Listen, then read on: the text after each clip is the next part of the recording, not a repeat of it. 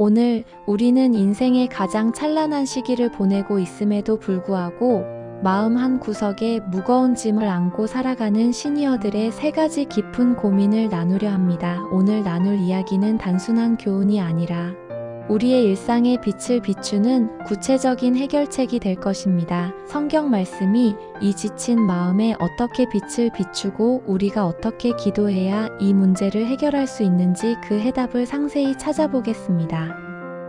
제1장 영적 요요 현상 극복하기 마이너스 신앙의 정체기를 지나 회복으로. 깊은 밤 거실 한복판에 멍하니 앉아있는 경숙 씨의 얼굴 위로 텔레비전의 무채색 빛이 명멸한다. 불과 일주일 전만 해도 그녀는 부흥회에서 뜨겁게 눈물을 흘리며 이제는 완전히 새 사람이 되었다고, 다시는 예전의 세속적인 모습으로 돌아가지 않겠다고 다짐했었다. 하지만 오늘 아침 사소한 일로 며느리와 언성을 높이고 오후 내내 마음속에 솟구치는 미움과 원망을 다스리지 못한 채 결국 성경책 대신 리모컨을 집어 들었다. 가슴 한구석이 텅 빈 것 같은 허망함이 그녀를 덮쳤다. 그때 퇴근한 남편 영식이 현관문을 열고 들어와 어둠 속에 앉아있는 경숙 씨를 보고 조심스럽게 다가와 어깨를 다독이며 묻는다. 당신 아직 안 자고 뭐해? 불도 안 켜고 텔레비전만 보고 있네. 지난번 수련회 다녀와서 그렇게 기쁘다고 하더니 오늘 무슨 안 좋은 일이라도 있었어? 경숙 씨는 리모컨을 쥔 손에 힘을 주며 고개를 떨구고 떨리는 목소리로 속마음을 털어놓는다. 나 어떡하면 좋아? 분명히 하나님이 내 마음을 다 고쳐주셨다고 믿었는데 일주일도 안 돼서 제자리로 돌아왔어. 아니, 전보다 더 독해진 것 같아. 내 마음이 고무줄 같아서 조금 나아지는가 싶다가도 금세 옛날에 그 못된 성질로 확 돌아가 버려. 이런 내가 정말 구원받은 사람 맞나 싶어서 너무 괴로워. 영식은 소파에 깊숙이 몸을 묻으며 아내의 손을 따뜻하게 감싸쥐고 위로를 건넨다. 여보, 그게 바로 영적 요요 현상이라는 거야. 살을 빼려고 단식하다가 갑자기 폭식하면 몸이 망가지는 것처럼 우리 영혼도 뜨거운 은혜를 받았을 때 그 상태를 유지할 영적 근력이 없으면 금방 예전이 재성으로 돌아가려고 하지. 당신만 그런 게 아니야. 나도 다른 모든 사람도 매일 겪는 싸움인걸. 경숙 씨는 남편의 말에 눈물을 닦으며 답답한 심정을 토로한다. 그럼 평생 이렇게 반복하며 살아야 해? 은혜 받고 기뻐하다가 다시 진흙탕에 구르고 또 회개하고 다시 넘어지고, 이런 내 모습이 하나님 앞에 너무 가식적으로 보여서 기도가 안 나와. 차라리 처음부터 은혜를 안 받았으면 이만큼 자괴감이 들지는 않았을 거야. 내 영혼은 왜 이렇게 복구가 안 되는 걸까? 영식은 벽에 걸린 가족 사진을 한참 바라보다가 다시 아내의 눈을 맞추며 부드럽지만 단호하게 말한다. 우리가 착각하는 게 있어. 은혜는 한 번의 이벤트로 끝나는 게 아니라 매일의 공급이어야 해. 이스라엘 백성들이 광야에서 매일 만나를 거두어야 했던 것처럼 말이야. 당신 마음이 지금 비어 있어서 그래. 은혜를 쏟아버린 자리에 말씀을 채워 넣지 않으면 성경 말씀처럼 일곱 귀신이 들어와 우리를 더 어지럽히지. 이제 그만 자책하고 다시 무릎을 꿇어보자. 경숙 씨는 남편의 권유에 힘겹게 자리에서 일어나 안방 책상 앞에 앉아 성경책을 펼친다. 평소에는 그저 활자로만 보이던 구절들이 오늘따라 그녀의 가슴을 아프게 찌른다. 베드로후서 2장 22절 말씀이 눈에 들어온다. 참된 속담에 이르기를 개가 그 토하였던 것에 돌아가고 돼지가 씻었다야. 더러운 구덩이에 도로 누웠다 하는 말이 그들에게 응하였도다. 그녀는 이 구절을 읽으며 자신의 모습이 투영되어 한참을 흐느낀다. 하지만 곧이어 로마서 7장 24절과 25절을 읽으며 희망의 빛을 발견한다.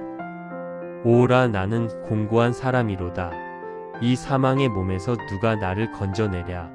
우리 주 예수 그리스도로 말미암아 하나님께 감사하리로다. 주님, 제가 또 토하였던 것에 돌아갔습니다.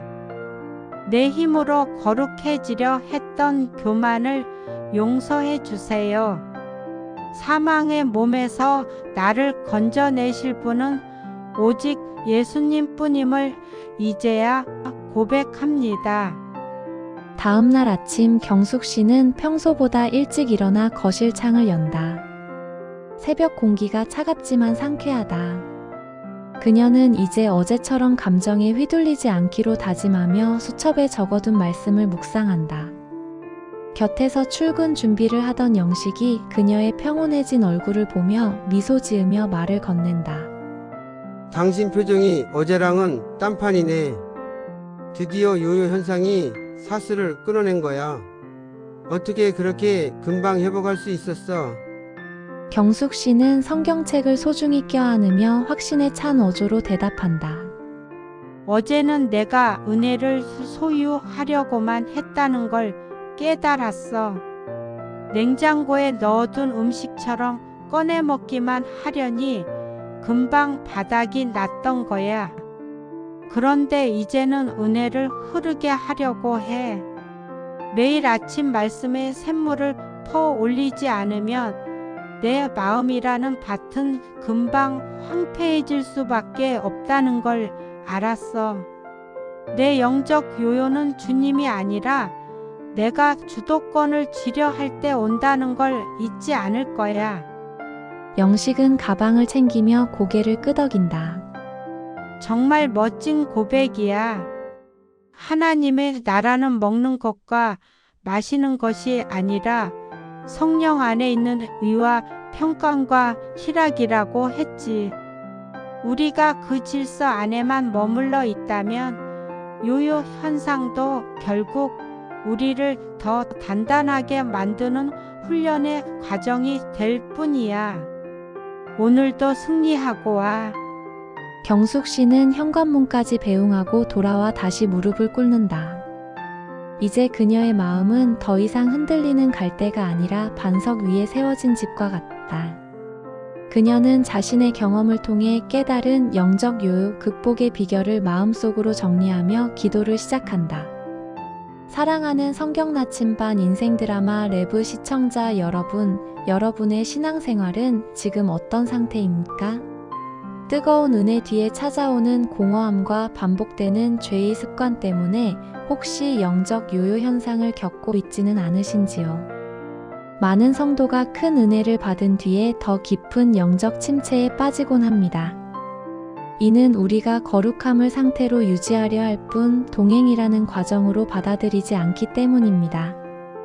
마귀는 우리가 은혜의 절정에서 내려올 때를 노려 너는 변하지 않아 은혜 받아봤자 소용없어라는 절망의 독침을 쏩니다. 첫째로 은혜의 감정보다 말씀의 원리를 우선하는 영적 기초 체력을 기르십시오. 감정은 안개와 같아서 햇볕이 나면 금세 사라집니다. 많은 이들이 뜨거운 눈물과 전율만을 은혜로 착각하지만 참된 은혜는 감정이 식은 뒤에 남는 말씀에 대한 순종입니다.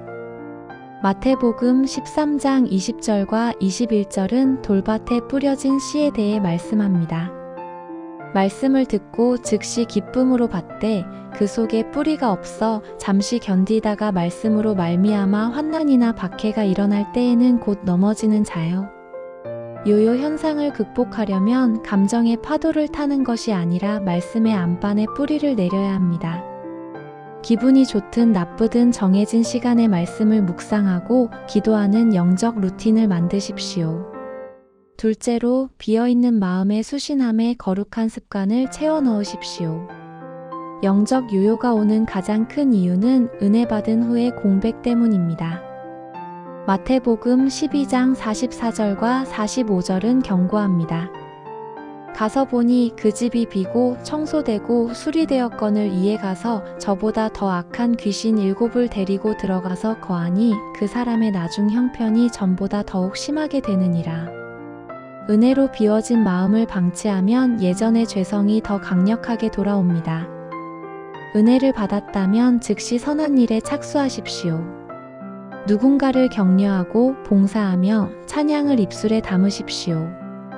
거룩한 습관이 당신의 마음을 채울 때 죄가 들어올 틈은 사라집니다. 셋째로 영적 정체기를 훈련의 기간으로 재정의하십시오. 은혜가 느껴지지 않는 시기를 신앙의 후퇴로 보지 마십시오. 이는 하나님께서 당신의 믿음이 감정에 의존하는지 아니면 오직 하나님 한 분만을 바라는지 시험하시는 성숙의 과정입니다. 히브리서 10장 38절은 말씀합니다. 나의 의인은 믿음으로 말미암아 살리라. 또한 뒤로 물러가면 내 마음이 그를 기뻐하지 아니하리라 하셨느니라. 요요 현상이 올 것 같을 때 뒤로 물러나 자책하지 마십시오. 오히려 지금이야말로 진짜 믿음을 보일 때다라고 선포하십시오. 보이지 않는 하나님을 믿는 것이 가장 큰 믿음입니다. 넷째로 자기 의라는 독소 배출을 멈추고 오직 십자가를 의지하십시오. 영적 요요의 주범 중 하나는 내가 이만큼 했으니 이 정도 수준은 유지해야지라는 교만입니다. 우리가 스스로의 힘으로 거룩해지려 할 때 영혼은 금세 지치고 맙니다. 빌립보서 1장 6절은 약속합니다. 너희 안에서 착한 일을 시작하신 이가 그리스도 예수의 날까지 이루실 줄을 우리는 확신하노라. 성화의 주체는 당신이 아니라 하나님이십니다. 매일 아침 나는 아무것도 할 수 없습니다. 오직 주님이 내 안에 사셔야 합니다. 라고 고백하십시오. 당신의 힘을 뺄 때 비로소 요요 없는 하나님의 통치가 시작됩니다. 간절한 마음으로 기도하겠습니다. 같이 따라해 보세요. 반복되는 영적 요요 현상에 지친 우리 영혼을 주님 손에 올려드립니다. 감정의 기복에 휘둘리지 않고 오직 변치 않는 말씀 위에 견고히 서기를 소망하며 간절히 기도합시다. 만군의 여호와여, 우리 영혼의 참된 목자가 되시는 하나님 아버지, 오늘 이 시간 은혜의 자리에서 멀어져 다시금 죄의 습관 앞에 서 있는 저희의 연약함을 고백합니다.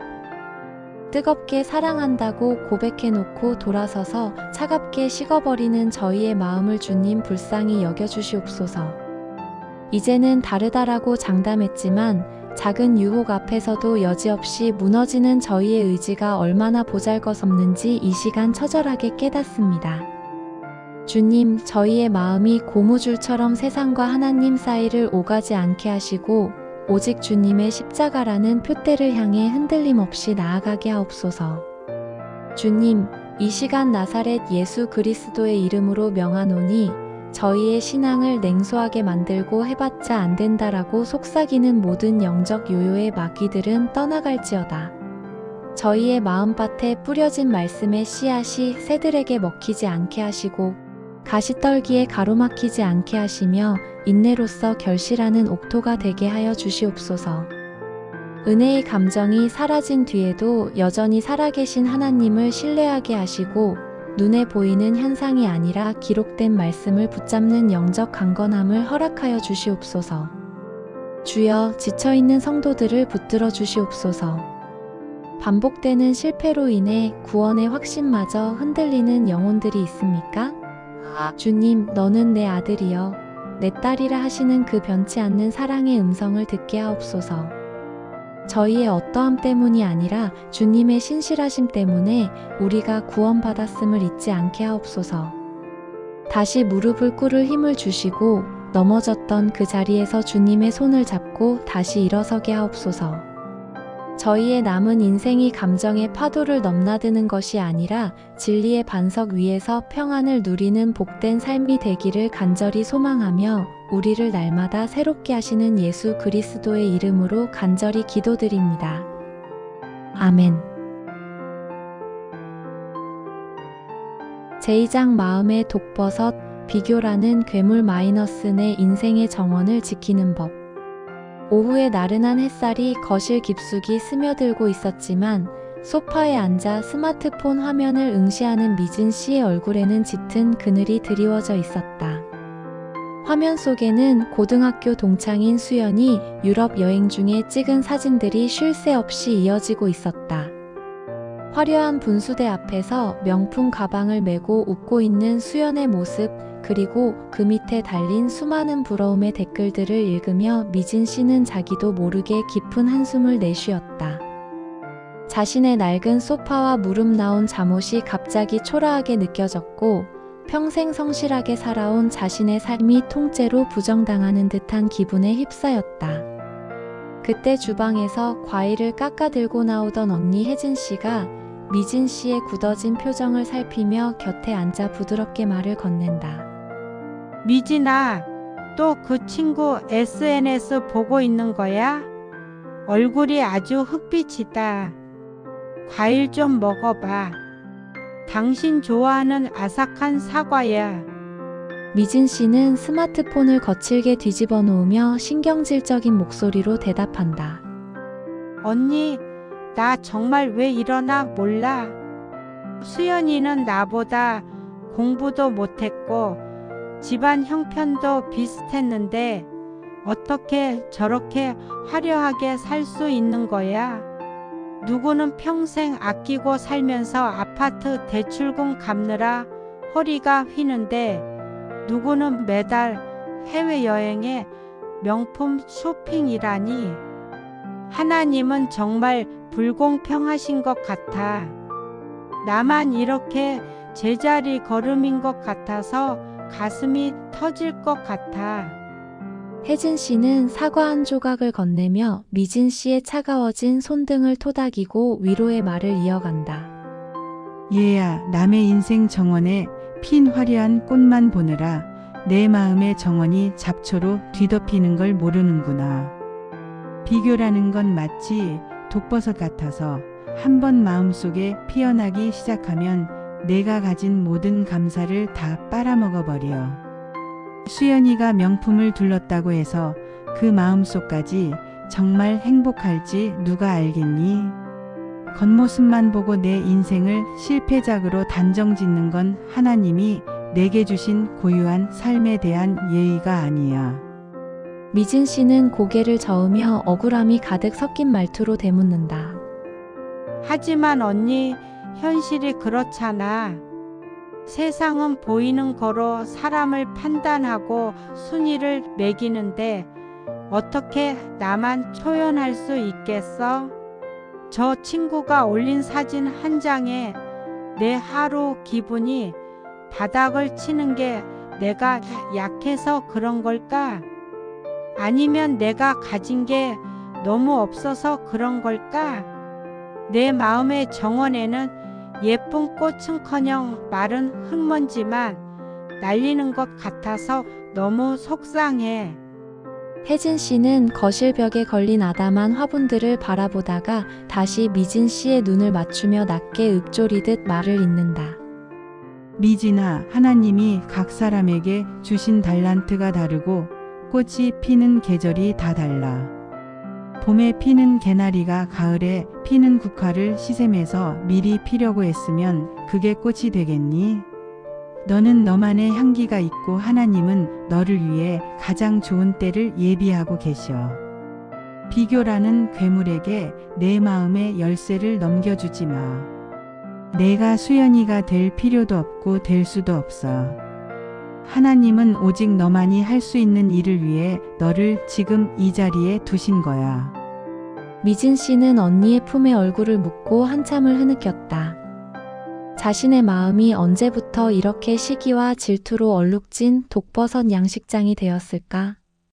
남들의 화려한 포장지와 자신의 가공되지 않은 일상을 비교하며 스스로를 괴롭혔던 시간들이 후회로 밀려왔다. 미진 씨는 잠시 눈을 감고 갈라디아서 6장 4절 말씀을 떠올렸다. 각각 자기의 일을 살피라 그리하면 자랑할 것이 자기에게는 있어도 남에게는 있지 아니하리니.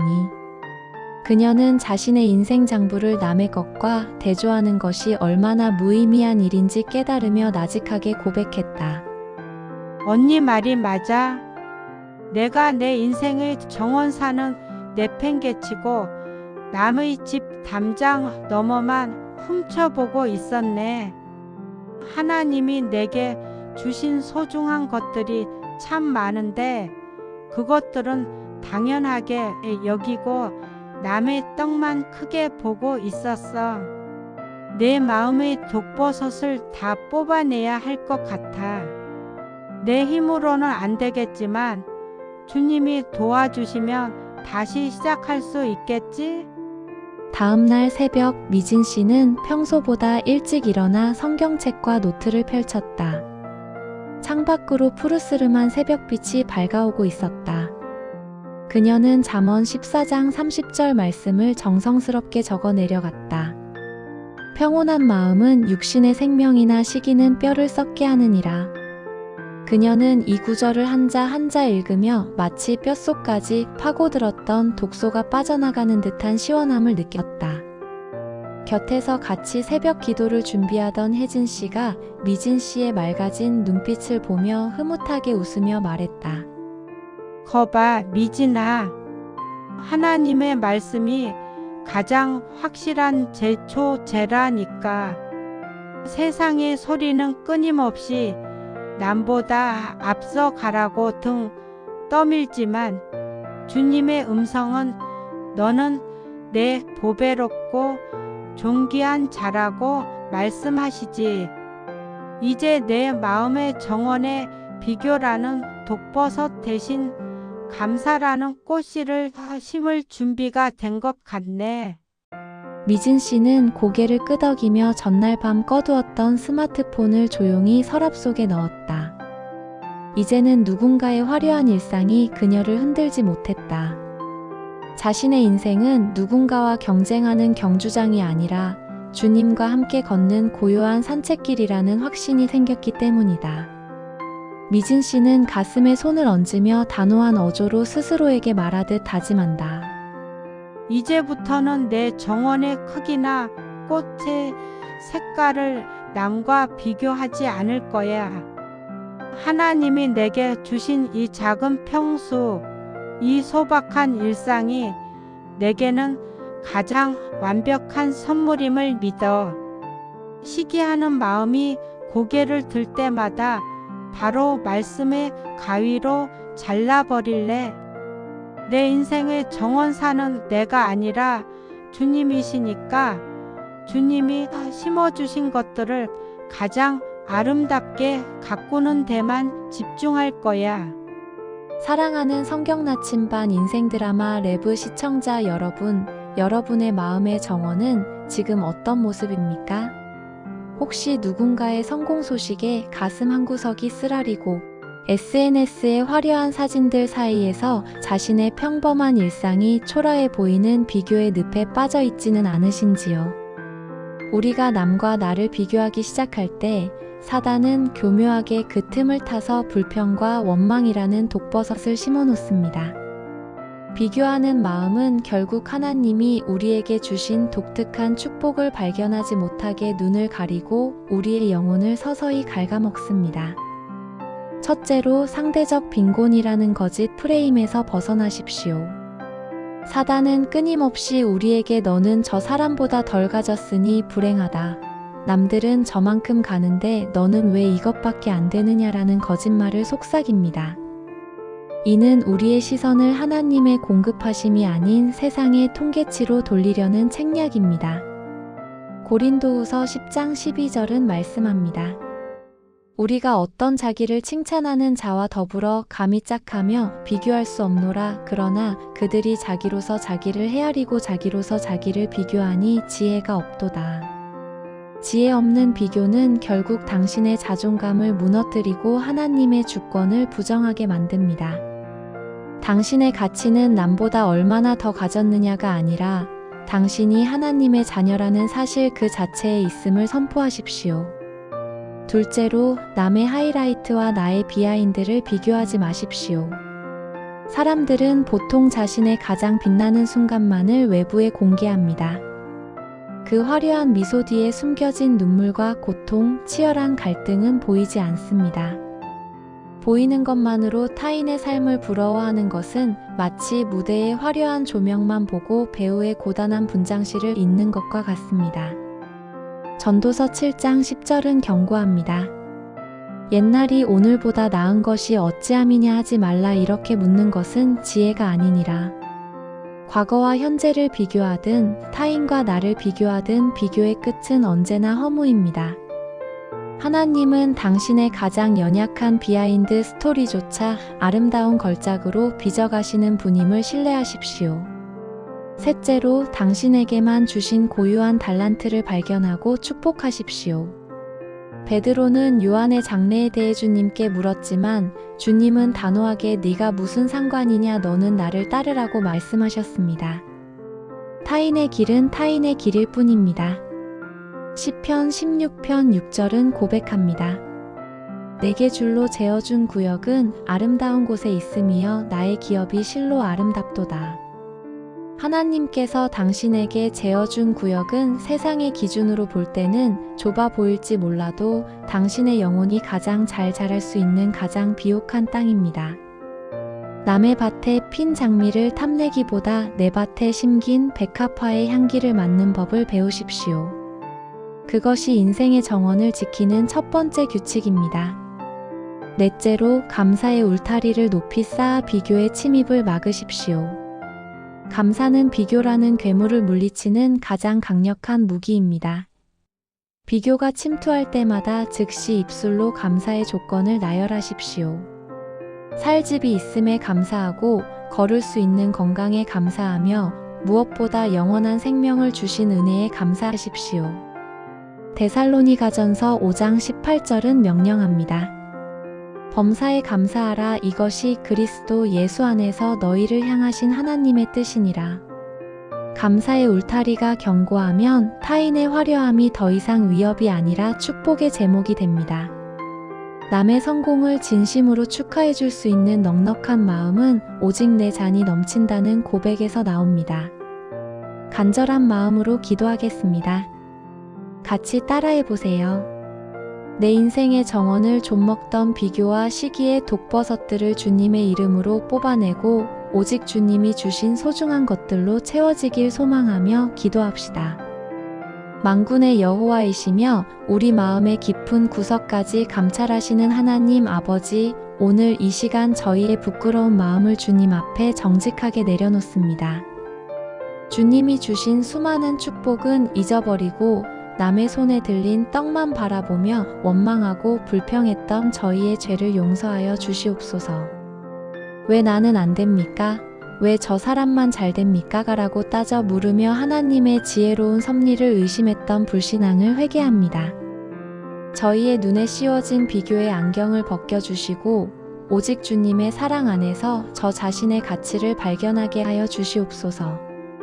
주님, 이 시간 나사렛 예수 그리스도의 이름으로 명하노니 저희의 마음을 병들게 하는 모든 비교의 영과 시기의 독버섯들은 깨끗이 사라질지어다. 보혈의 능력으로 저희의 시선을 정결케 하시고 타인의 성공을 나의 기쁨으로 여기는 성숙한 마음을 허락하여 주시옵소서.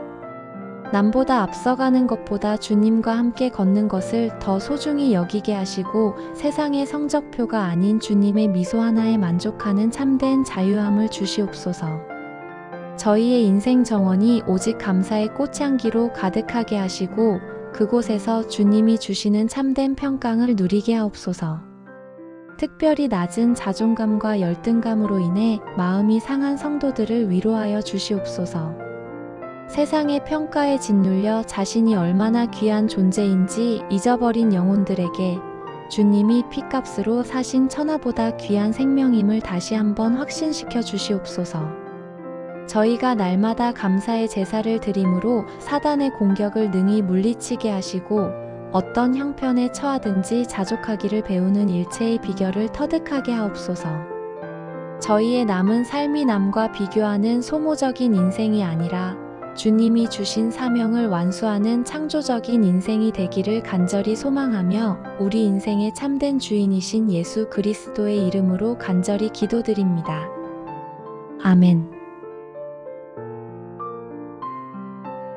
제3장 용서라는 이름의 유효기간 마이너스 묵은 마음의 짐을 내려놓을 시간. 오래된 아파트 단지 상가 지하에 위치한 작은 공방 안에는 톱질 소리와 망치 소리가 낮게 깔리고 있었다. 먼지가 자욱하게 날리는 작업대 앞에서 성준 씨는 벌써 몇 시간째 낡은 목재 의자에 다리를 깎아내고 있었다. 땀방울이 이마를 타고 내려와 눈가를 찔렀지만 그는 멈추지 않았다. 무언가에 쫓기는 사람처럼 혹은 무언가를 잊으려는 사람처럼 손을 놀리는 그의 모습에서는 지독한 고독감이 묻어났다. 그때 공방의 삐걱거리는 문을 열고 머리가 희끗한 목사님이자 성준 씨의 오랜 멘토인 박 장로님이 들어섰다. 장로님은 말없이 성준 씨의 작업물을 바라보다가 챙겨온 보온병에서 따뜻한 차 한 잔을 따라 성준 씨의 손 근처에 내려놓았다. 성준아, 그 의자 다리가 다 닳아 없어지겠다. 다무가 무슨 죄라고 그렇게 모질게 깎아내고 있는 게냐. 이제 그만 손 놓고 이 따뜻한 차나 한 모금 마시려무나. 사람의 몸은 기계가 아니라서 그렇게 몰아붙이면 금방 망가지는 법이야. 성준 씨는 그제야 톱을 내려놓고 거친 숨을 몰아쉬며 장로님의 시선을 피한 채 퉁명스럽게 대답한다. 장로님, 가만히 있으면 자꾸 그 인간 얼굴이 떠올라서 견딜 수가 없어요. 10년이 지났는데도 그날 나한테 했던 모진 말들, 내 뒤통수를 치고 도망갔던 그 비겁한 뒷모습이 어제 일처럼 생생해요. 남들은 시간이 약이라고 하는데 제 시간은 그날 그 자리에 멈춰서서 썩어가고 있는 것 같아요. 용서요. 그 인간은 사과 한마디 없는데 내가 왜 먼저 용서를 해야 합니까? 그건 너무 불공평하잖아요. 장로님은 성준 씨의 옆에 자리를 잡고 앉아 먼지 쌓인 작업대를 손으로 쓸어내리며 나지막하지만 단호한 목소리로 말을 잇는다.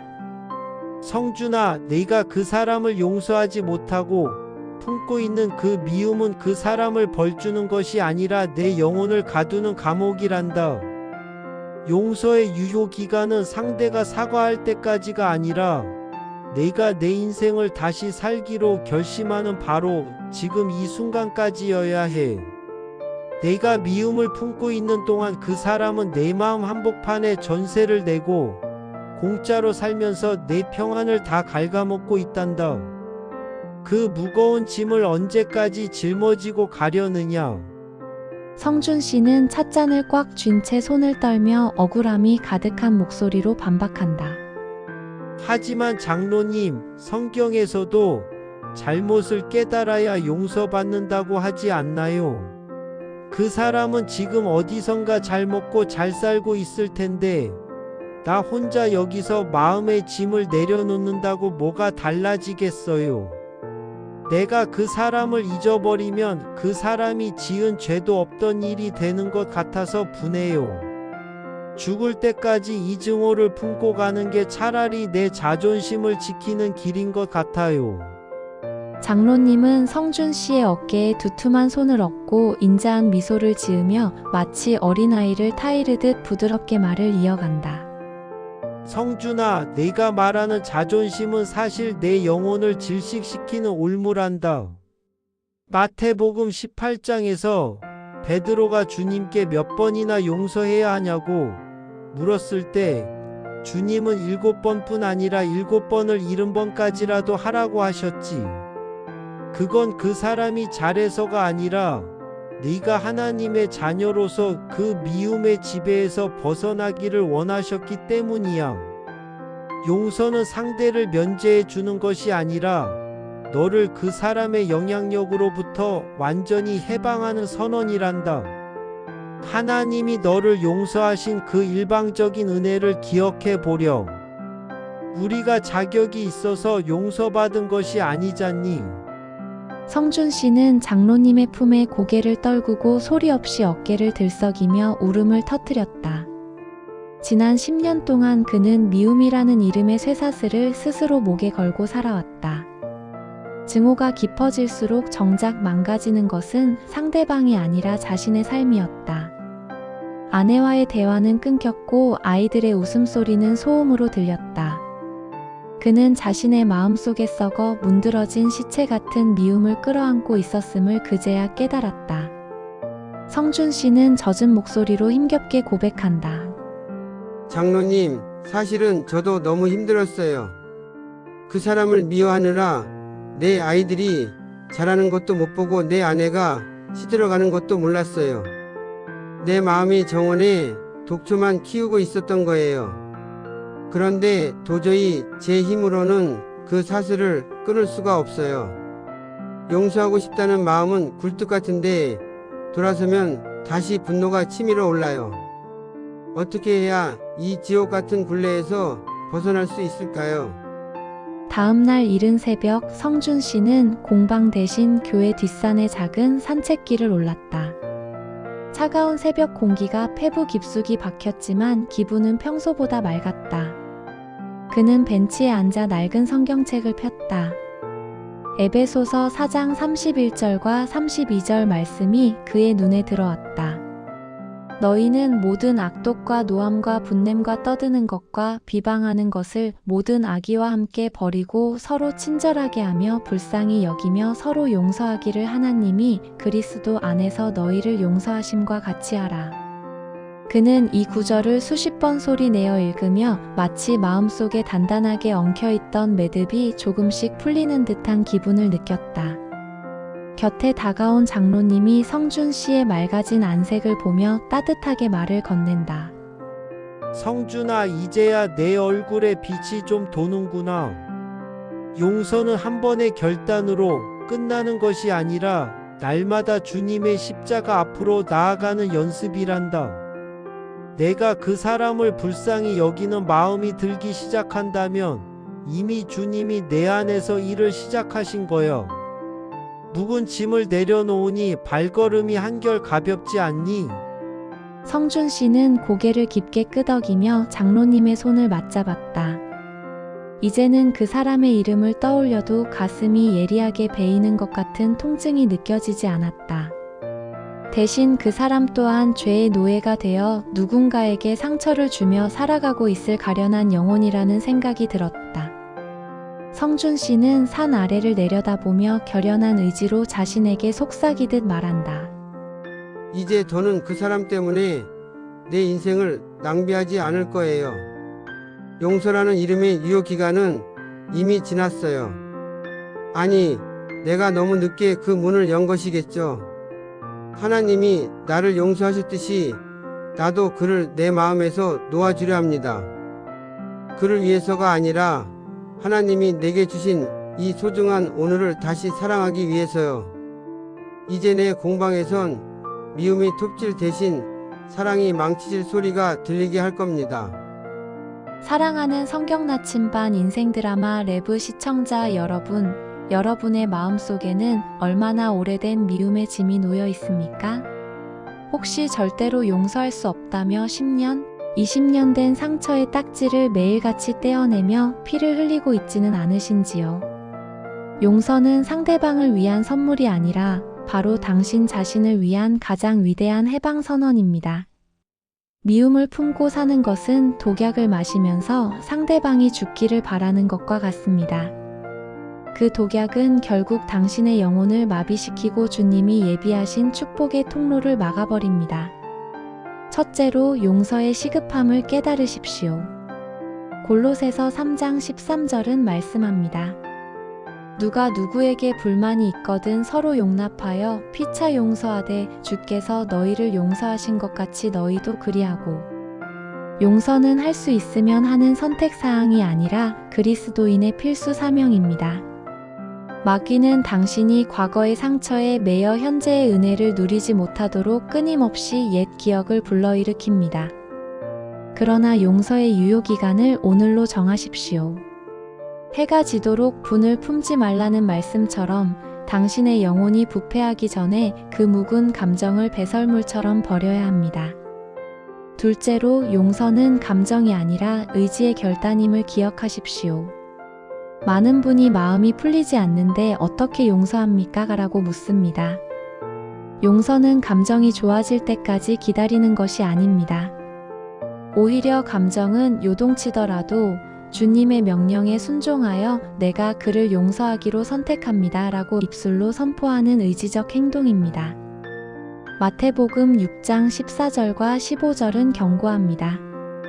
너희가 사람의 잘못을 용서하면 너희 하늘 아버지께서도 너희 잘못을 용서하시려니와 너희가 사람의 잘못을 용서하지 아니하면 너희 아버지께서도 너희 잘못을 용서하지 아니하시리라.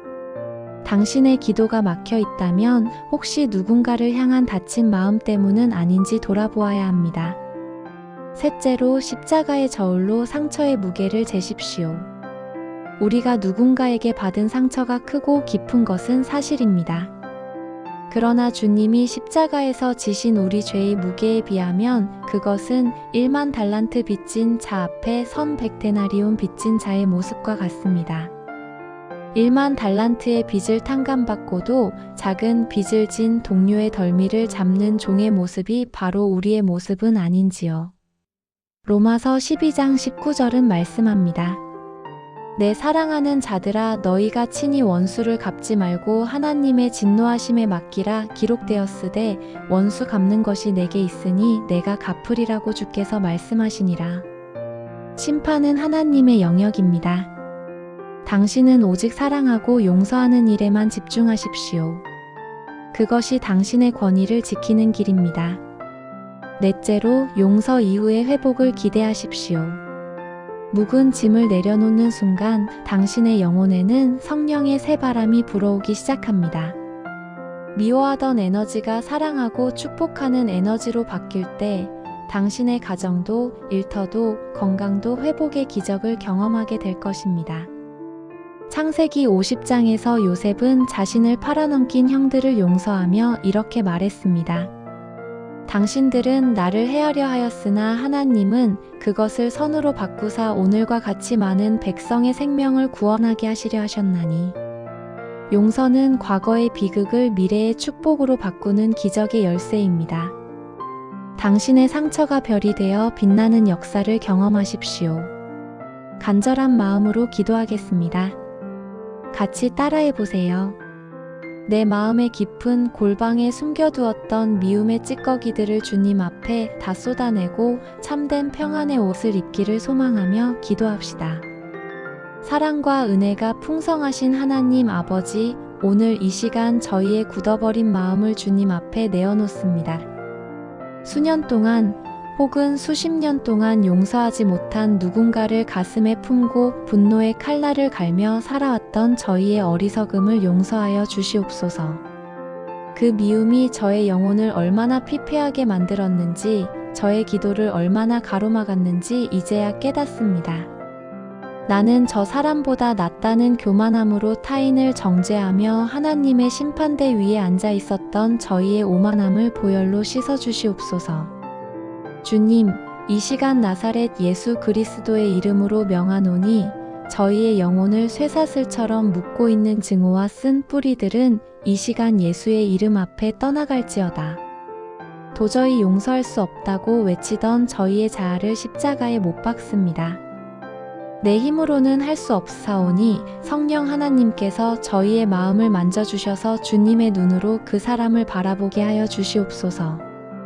그도 역시 주님의 사랑이 필요한 연약한 죄인임을 보게 하시고 그를 묶고 있는 어둠의 결박이 풀리기를 오히려 기도하는 긍휼의 마음을 허락하여 주시옵소서. 특별히 사람에게 배신당하고 상처받아 마음의 문을 굳게 닫았건 성도들을 위로하여 주시옵소서. 용서하면 내가 지는 것 같다는 세상의 거짓 속삭임에 속지 않게 하시고 용서함으로 하나님의 평강이 저들의 삶을 덮는 기적을 맛보게 하여 주시옵소서. 미움으로 인해 병든 육신이 치유되게 하시고 깨어진 관계들이 회복의 물결을 타게 하옵소서. 저희의 입술에서 저주의 말 대신 축복의 말이 나가게 하시고 원수의 목전에서 상을 베푸시는 하나님의 위대하신 반전을 경험하게 하옵소서. 이제 더는 과거의 어둠에 갇혀 있지 않겠습니다. 용서의 유효기간을 오늘로 끝내고 내일의 찬란한 소망을 향해 나아가겠습니다. 하나님께서 그리스도 안에서 우리를 용서하심과 같이 우리도 서로를 용서하며 주님의 향기를 전하는 삶이 되게 하옵소서. 저희의 가정이 용서의 동산이 되게 하시고 저희의 교회가 사랑의 용광로가 되게 하옵소서. 날마다 십자가를 바라보며 자기를 부인하고 주님을 따르는 참된 제자의 길을 걷게 하실 것을 믿사오며 우리를 죄에서 자유케 하신 예수 그리스도의 이름으로 간절히 기도드립니다. 아멘. 성경은 결코 우리의 현실을 외면하는 막연한 교리가 아니라 여러분의 오늘을 평안하게 만드는 가장 구체적이고 확실한 해결책임을 믿으시기 바랍니다. 우리는 긴 시간 동안 깊은 이야기를 나누었고 이 시간이 여러분의 삶에 작은 위로가 되었기를 진심으로 바랍니다. 이제 다음 시간에는 여러분이 매일 밤 홀로 고민하는 3가지 깊은 짐을 말씀 안에서 풀어보고자 합니다. 첫째, 교회 안의 투명인간 - 평생 헌신한 권사님의 쓸쓸한 은퇴. 둘째, 황혼의 로맨스. 셋째, 아름다운 퇴장 웰다잉 웰 다이잉 연명치료 거부와 마지막 인사. 비로소 평안한 노년을 완성하는 길은 무엇인지 그 해답을 찾아보겠습니다. 이 소중한 말씀을 놓치지 않도록 구독과 좋아요, 알림 설정을 통해 우리의 말씀 나눔에 계속 함께 해주세요. 다음 회차에 더욱 큰 은혜로 만나 뵙겠습니다. 감사합니다.